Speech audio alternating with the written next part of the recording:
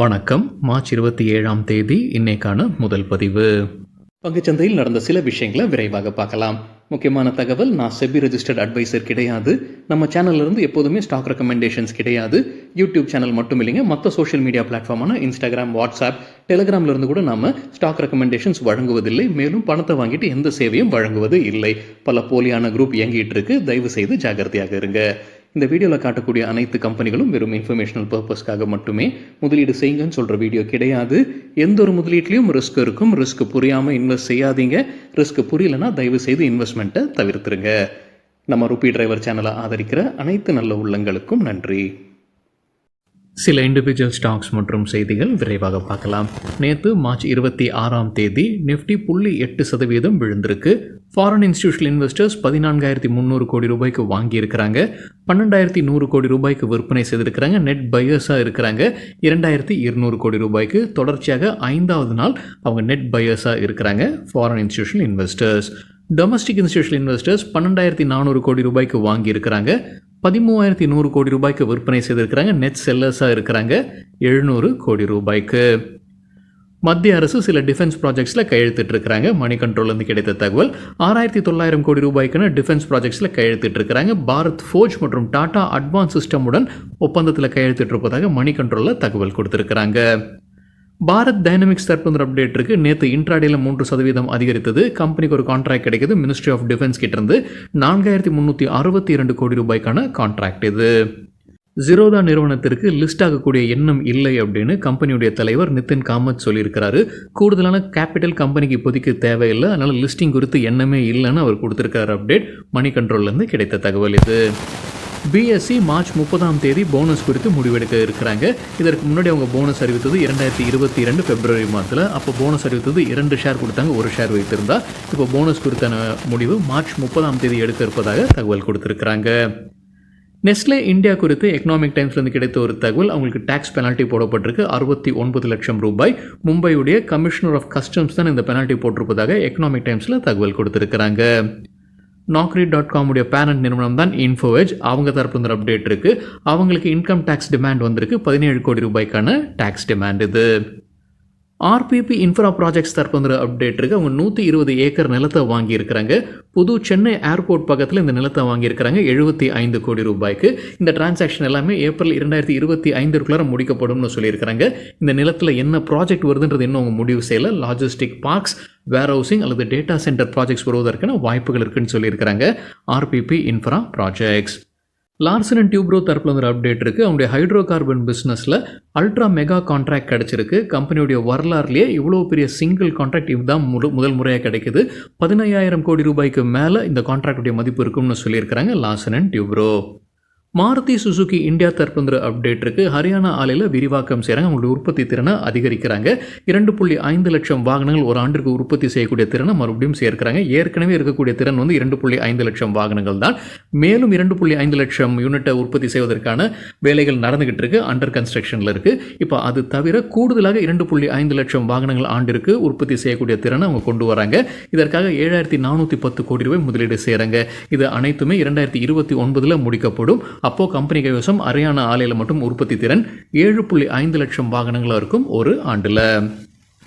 பாதம் cotton yarns தற்போது update இருக்கு. கம்பெனியுடைய மேனேஜிங் டைரக்டர் திருமதி பர்னிகா மிட்டல் ராஜினாமா செய்திருக்கிறாங்க. அசோக் லேலண்ட் பத்திரிகையில் ஒரு செய்தி குறித்து விளக்கம் கொடுத்துருக்காங்க. இந்த செய்தி நாமளும் நேற்று வீடியோவில் பார்த்துருந்தோங்க. எஸ்எம்எல் இசுசுவை வாங்குவதற்கான கடைசி கட்ட பேச்சுவார்த்தையில் இருக்கிறாங்க. எஸ்எம்எல் இசுசுடைய ப்ரொமோட்டர்ஸுடன் பேச்சுவார்த்தையில் இருக்கிறாங்கன்ற செய்தி நம்ம பார்த்துருந்தோம். இதற்கு விளக்கம் கொடுத்துருக்காங்க. இது முற்றிலும் மறுத்திருக்கிறாங்க. இது தவறான செய்தின்னு சொல்லியிருக்கிறாங்க அசோக் லேலண்ட். அசோக் லேலண்ட் தரப்பில் மற்றொரு அப்டேட் இருக்குது. ஸ்விட்ச் மொபிலிட்டி லிமிடெட் அப்படின்றது அவங்களுடைய மற்றொரு நிறுவனம். யூகேல இருக்கக்கூடிய ஷர்பர்ன்ற இடத்துல இருக்கக்கூடிய அவங்களுடைய இந்த ஆலையை அவங்க மூடுவதற்கு முடிவு செய்திருக்கிறாங்க. அதற்கான நடவடிக்கை எடுத்து வருவதாக சொல்லியிருக்கிறாங்க. அங்கே எலக்ட்ரிக் வாகனங்களை உற்பத்தி செய்கிறாங்க, குறிப்பாக யூரோப் மற்றும் அவங்களுடைய யூகே மார்க்கெட்டுக்காக. இப்போ இந்த ஆலையை மூட போகிறாங்க. இந்தியாவில் கூடுதலாக கவனம் செலுத்த போகிறாங்கன்ற சொல்லியிருக்கிறாங்க. இந்தியாவோட எலக்ட்ரிக் வெஹிக்கிள் மார்க்கெட் அடுத்த சில ஆண்டுகளில் பல மடங்கு அதிகரிக்கும். அதனால் அங்கே கூடுதலாக கவனம் செலுத்த போகிறாங்க. அப்போ யூகேலேருந்து முற்றிலுமாக வெளியேற கேள்விக்கு இல்லைன்னு சொல்லியிருக்கிறாங்க. ஏற்கனவே அவங்களுக்கு வேறு 2 இடத்துல ஆலைகள் இருக்கு. ஒன்று ராத்தர்ஹாம், மற்றொன்று தராக். இங்க அவங்க கண்டினியூ பண்ண போறதாக சொல்லியிருக்கிறாங்க அசோக் லேலண்ட். இந்துஸ்தான் ஏரோநாட்டிக்ஸ் லிமிடெடுக்கு Morgan Stanley over weight rating கொடுத்துருக்காங்க. எதிர்பார்க்குற டார்கெட் 5292, 32% அதிகரிப்பதற்கான வாய்ப்பு இருக்குன்னு கருதுறாங்க. இந்துஸ்தான் ஏரோநாட்டிக்ஸ் லிமிடெடுக்கு 16 அனலிஸ்ட் வந்து கவரேஜ் கொடுத்துருக்காங்க. அதில் 15 பேர் பை ரெக்கமெண்டேஷனும் ஒருத்தர் செல் ரெக்கமெண்டேஷன் கொடுத்துருக்காங்க. சராசரியாக இந்த அனலிஸ்ட் கொடுத்துருக்கிற டார்கெட் பார்க்கும்போது 5160 இருக்குது. 25% அதிகரிப்பதற்கான வாய்ப்பு உள்ளது.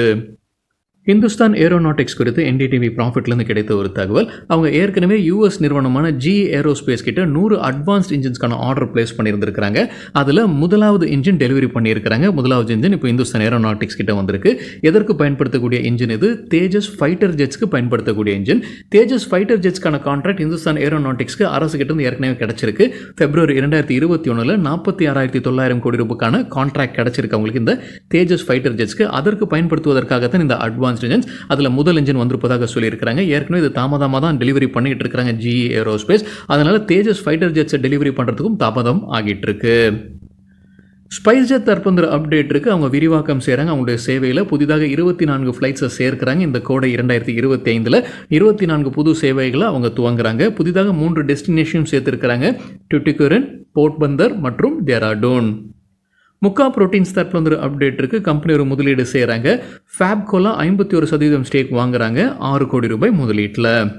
ட்ரெண்ட் லிமிடெட், டாடா நிறுவனம் அவங்களுடைய வெப்சைட் கடைகளை திறந்திருக்கிறாங்க. எங்கெங்கே திறந்திருக்கிறாங்க? லக்னோ, சென்னை, ஜெய்ப்பூர் மற்றும் ஜோத்பூரில் திறந்திருக்கிறாங்க. MSTC லிமிடெட் தற்போது அப்டேட் இருக்குது. கம்பெனி டிவிடெண்ட் அறிவிச்சிருக்கிறாங்க. 4 ரூபாய் 50 பைசா. அதற்கான record date April 2. Ashok Leyland குறித்து என்டிடிவி ப்ராஃபிட்லேருந்து கிடைத்த ஒரு தகவல். ஹிந்துஜா லேலேண்ட் ஃபினான்ஸில் அவங்க 200 கோடி ரூபாய் முதலீடு செய்கிறாங்க. ப்ரிஃபரன்ஷியல் இஷ்யூ வழியாகத்தான் இந்த முதலீடுன்னு சொல்லியிருக்காங்க என்டிடிவி ப்ராஃபிட்டில். டிவிஎஸ் மோட்டார் கம்பெனி தற்போது அப்டேட் இருக்குது. பிரிட்டிஷ் நிறுவனமான எப்கோவில் அவங்க 30% கூடுதலாக வாங்குறாங்க. 60,000 கிரேட் பிரிட்டன் பவுண்ட்ஸ் முதலீடு செய்து அவங்க 30% கூடுதலாக வாங்குறாங்க. இந்த எப்கோன்ற நிறுவனம் வந்து எலக்ட்ரிக் பைக்ஸ் பிஸ்னஸில் இருக்கிறாங்க. பாஃப்னா ஃபார்மா தற்போது அப்டேட் இருக்குது. கம்பெனியுடைய ப்ரொமோட்டர் SRJR லைஃப் சயின்சஸ் ஷேர்ஸை விற்பனை செய்கிறாங்க. 31,45,296 ஈக்விட்டி ஷேர்ஸை விற்பனை செய்கிறாங்க. அது 13.3% ஷேர்ஸை விற்பனை செய்கிறாங்க. March 27 இன்னைக்கு நான் ரீட்டைல் கேட்டகரியை சார்ந்த முதலீட்டாளர்கள் பங்கெடுத்துக் கொள்ளலாம். March 28 வந்து ரீட்டைல் கேட்டகரியை சார்ந்தவங்க பங்கெடுத்துக் கொள்ள முடியும். என்ன விலை நிர்ணயித்திருக்கிறாங்க? 72 ரூபாய். ஆனால் 77 ரூபாய் முந்தின க்ளோசிங் ப்ரைஸ். JB கெமிக்கல்ஸ் குறித்து மணி கண்ட்ரோல்லேருந்து கிடைத்த ஒரு தகவல். கம்பெனியுடைய ப்ரொமோட்டர் KKR வந்து ஒரு பிளாக் டீலில் ஷேர்ஸை விற்பனை செய்ய இருக்கிறாரு. $200 மில்லியன் மதிப்பிற்கான ஷேர்ஸை விற்பனை செய்வார் என்ற எதிர்பார்ப்பு. அதாவது 7% ஷேர்ஸை கிட்டத்தட்ட விற்பனை செய்வார் என்ற எதிர்பார்ப்பு. டிமாண்ட் அதிகமாக இருக்கும் பட்சத்தில் கூடுதலாக 3.5% ஷேர்ஸை விற்பனை செய்வார். அதாவது கூடுதலாக $100 மில்லியன் ஷேர்ஸை விற்பனை செய்வதற்கான வாய்ப்பு இருக்குது. இந்த KKR கீழே வரக்கூடிய நிறுவனம் தான் டாவோ இன்வெஸ்ட்மெண்ட் ஹோல்டிங்ஸ். அவங்க தான் விற்பனை செய்கிறாங்க.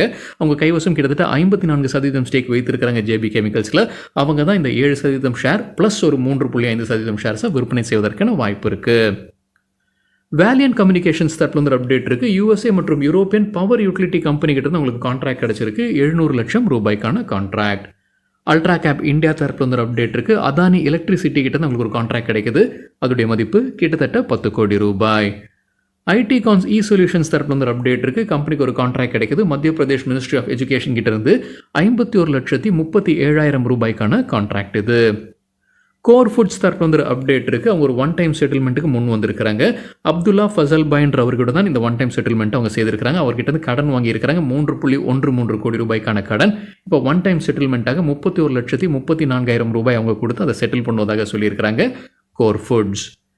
எக்ஸிகாம் டெலி சிஸ்டம்ஸ் தரப்புல அப்டேட் இருக்குது. அவங்க ஐனேஜ் டெக்னாலஜிஸுடன் ஒரு மெமரண்டம் ஆஃப் அண்டர்ஸ்டாண்டிங்கில் கையெழுத்திட்டு இருக்கிறாங்க.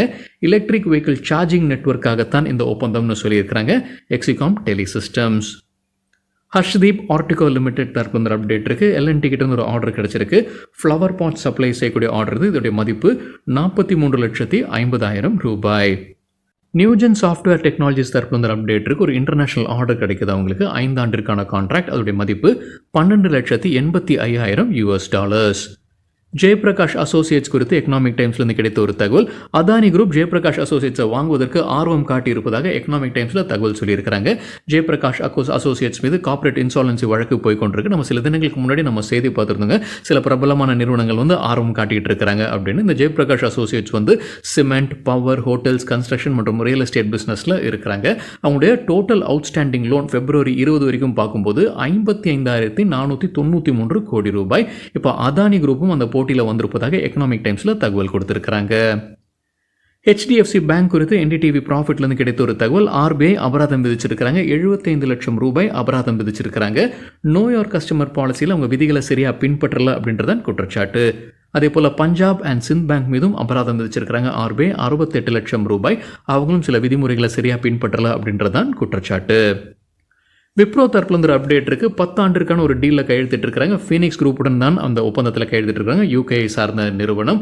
500 மில்லியன் பவுண்ட்ஸ் மதிப்பிற்கான கான்ட்ராக்ட் இதுன்னு சொல்லியிருக்கிறாங்க விப்ரோ.